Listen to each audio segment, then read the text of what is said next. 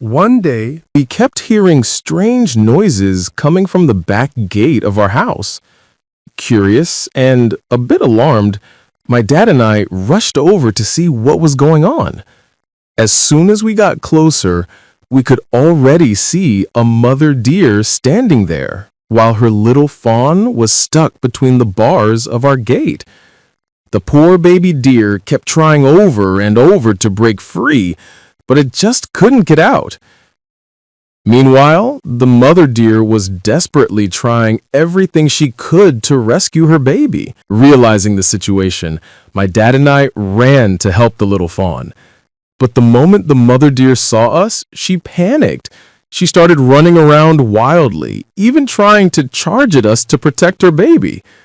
Still, after a lot of effort, we managed to free the fawn and guide it safely back to its mother.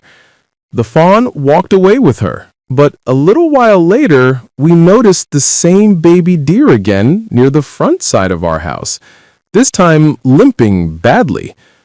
We searched around for its mother for quite a while, but she was nowhere to be found. So my dad and I made a quick decision. We gently picked up the fawn again. We brought some liquid milk from the house, filled up a bottle, and started feeding the little one. And you won't believe what happened. The hungry fawn drank the milk from our hands without any fear or hesitation. But our biggest concern remained. We still couldn't find its mother anywhere. Even then, we left the baby deer near the bushes beside our house, hoping the mother would show up and take her back. But she didn't, and when we started walking back home, the tiny fawn kept following us, step by step.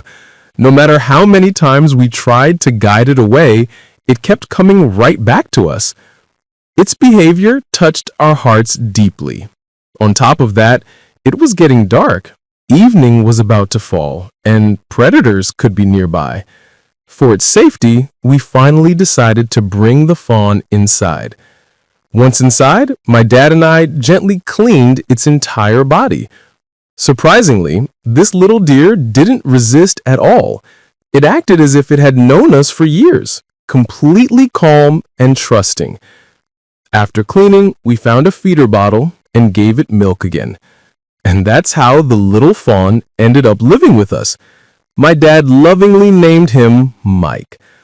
Within just a couple of days, Mike even became best friends with our pet dog, Nick.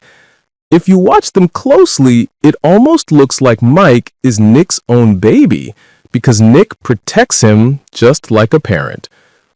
Time passed, and with our love and care, Mike grew bigger and stronger. But since he was a wild animal, we had no choice but to release him back into the forest. Even then, he didn't seem to want to leave us. He kept returning to our front door, standing there quietly. Whenever he did, my dad would bring him food, let him eat to his heart's content, and then guide him back to the forest. Slowly, as Mike grew older and eventually made friends with other deer in the wild, he started visiting us less and less. And even though that made us a little sad, we were also incredibly happy because now Mike was living freely in his own natural world, just like every other deer. Because love isn't always about holding on tightly. Sometimes real love means giving someone the freedom to live their own life.